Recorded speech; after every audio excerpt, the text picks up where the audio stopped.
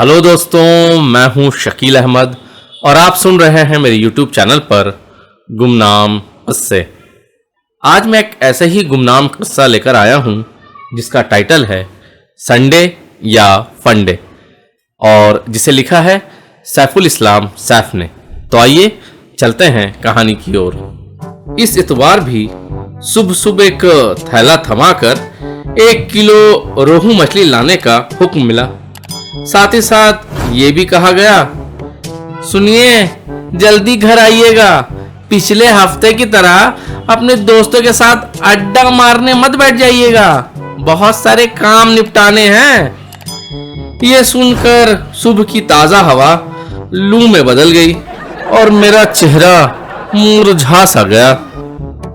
हर इतवार को कामों की लिस्ट से जी घबरा सा जाता है। सोचने लगे वो भी क्या जमाना था जब मुलाजमत नहीं मिली थी और दूल्हा भी नहीं बने थे, तो हर दिन हमारे लिए ईद और रात दिवाली थी।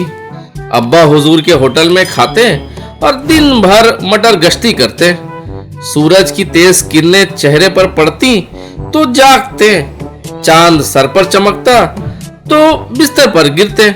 सिर्फ आजादी नहीं थी बल्कि मुकम्मल आजादी थी। अपनी मर्जी के मालिक थे, जो चाहा किया, जो ना चाहा उससे कोसों दूर रहे। शाम रोजाना पाबंदी से क्रिकेट और फुटबॉल खेलते, दोस्तों की टोली बनाकर शिकार को निकल जाते।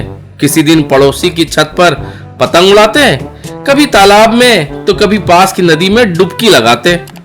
अक्सर दोपहर को बदरी की खेत से सब्जियां ले भागते, तो कभी चोरी चुपके किसी के पेड़ पर चढ़कर फल तोड़ते। जुमा को अल्लाह मियाँ को खुश करने के लिए मस्जिद में सजदा रेज होते। फिर शाम इब्लिस हमें सिनेमा हॉल में देखकर मुस्कुराता। इतवार सारा दिन टीवी के सामने बस बुत बने बैठे रहते। ये तमाम खुशियां उस वक्त खत्म हो गई जब हम सरकारी मुलाजिम हो गए, बल्कि यूं कहिए कि कोलू के बैल बने। सुबह हल्की फुल्की वर्जिश की, 2-3 रोटियां ठूसी और घंटे भर के सफर के बाद ऑफिस में हाजिर। फिर ये फाइल वो फाइल, लोगों से नोक झोंक, बॉस की सख्ती और गाड़ियों के शोर और शराबे से दिमाग का गूदा बाहर आने लगता। बस इतवार का हमको इस तरह इंतजार रहता जिस तरह दुल्हन को अपनी बारात का। इतवार के दिन हम खुद को अशरफकुल मखलूकात समझते, अपने सारे कामों को इतवार पर उठा रखते, फिर सारे काम को अपने स्टाइल से अंजाम देते। किसी को टांग अड़ाने की हिम्मत ना होती। दाढ़ी बनाना तो इतवार को, दूसरों की हजामत बनाना वो भी इतवार को, दोस्तों से गप्पे लड़ाना, सैर सपाटे का मजा लेना, अपने जूते में पालिश करना। सिर्फ ये नहीं, इतवार के दिन किसी की मैयत होती तो हम खुशी खुशी उसके जनाजे में शिरकत करते। कभी कभी अधूरे झगड़े को भी इतवार को ही पूरा करते। अपनों से बेपनाह प्यार का इजहार और खूब नफरत के लिए भी हम इतवार का ही इंतजार करते। सच्चाई ये है कि हम इतवार के हर मिनट को निचोड़ लेते और वो खुशी मिलती जैसे मुजरिमों को अदालत से रिहा होने पर मिलती है।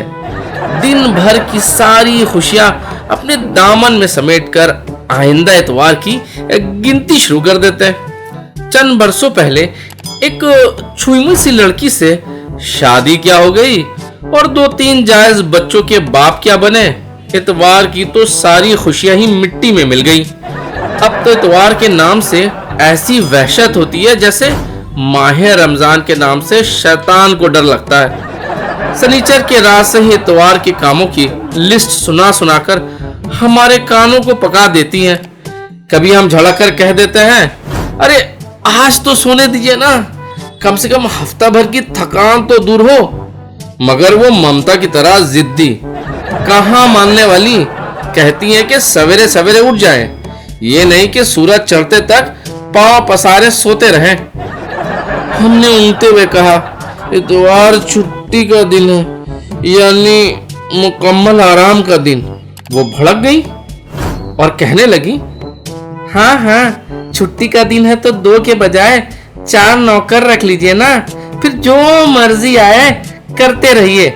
मगर हाँ सुन लीजिए, हमारा कुछ पर्सनल काम है, वो तो आप ही को करना पड़ेगा। हमने झुंझलाकर कहा, अरे उमा भारती ज्यादा ना बने, इतवार को क्या करना है बताइए। अब जो उन्होंने काम गिनवाए तो अल्लाह की कसम सर चकराने लगा, टेंशन से नींद उड़ गई। वो खर्राटे भरने लगी, हम तारे गिनने लगे।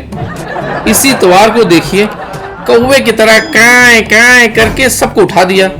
अभी थैला लेकर निकले कि पीछे से आवाज आई, सुनिए ना 250 ग्राम अदरक और लहसुन ले लीजिएगा। मैं थोड़ी दूर आगे क्या बढ़ा कि फिर से पीछे से आवाज आई, अरे सुनिए ना चटनी के लिए टमाटर, धनिया पत्ती और लेमू भी खरीद कर ले आइएगा। फिर उसने पीछे से आवाज लगाई, सुनिए ना अरे आटा भी खत्म हो गया है। हमने करस लहजे में कहा, एक लिस्ट क्यों नहीं बना लेती। फौरन जवाब मिला, इतने दिनों से बाजार ला रहे हैं, मालूम नहीं है कि क्या क्या लाना है। उनसे मुंह लड़ाना, घर को सर पे उठाने की दावत देना है। वापसी पर बाइक हाँप रहा था कि कपड़ों की गठरी को धोबी के पास पहुंचाने का हुक्म सादिर हुआ। कमबख्त धोबी जुमा से ही बीमार पड़ा है। अभी ये जुमला पूरा भी नहीं हुआ कि सैफी को डॉक्टर मेहता के पास ले जाने को कहा गया। डॉक्टर पर भी गुस्सा आया कि इतवार के दिन भी अपने बाल बच्चों से मिलने के बजाय मुंह उठाए चैम्बर में रकम ऐंठने के लिए बैठ जाता है। सपहर आराम क्या करते, बेटी ने टीवी का रिमोट सामने रख दिया। पापा रिमोट काम नहीं कर रहा है, इसे ठीक कर दीजिए ना। ठोक ठाक कर किसी तरीके से सरकारी नौकरी की तरह उसे भी बना दिया। दरमियान में बेगम की आवाज लहराई, सुनिए जरा मिक्सचर मशीन को देख लीजिए ना, ठीक से काम नहीं कर रहा है।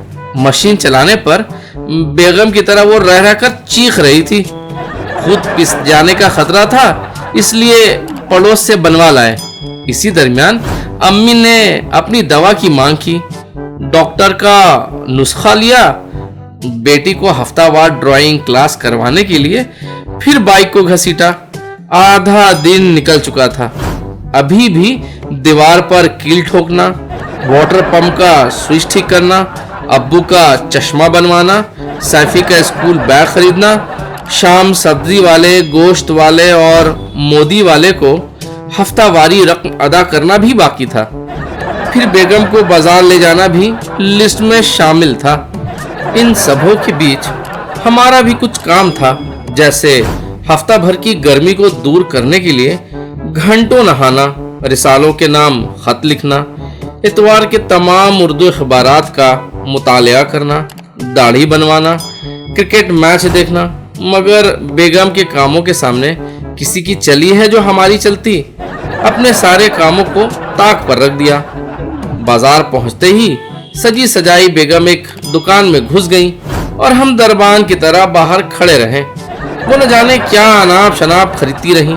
थोड़ी देर के बाद होठों पर मुस्कान सजाए बाहर आकर कहने लगी, कपड़े लेने थे मगर रात के 10 बज चुके हैं, चलिए आइंदा एतवार को ले लूंगी। आइंदा एतवार सुनकर हमें अभी से टेंशन हो रहा है। अल्लाह करे एतवार ना आए। अगर आप भी हमारी तरह एतवार से परेशान हैं तो मेरी सफ में शामिल होकर दुआएं खैर करें कि इस बला से निजात मिले। आमीन। तो दोस्तों, उम्मीद करता हूँ ये कहानी आप लोगों को पसंद आई होगी। अगर ये कहानी पसंद आई है तो मेरे चैनल को लाइक करें, कमेंट करें, शेयर करें, सब्सक्राइब करें। और हाँ दोस्तों, कहानी सुनने के लिए बहुत बहुत शुक्रिया।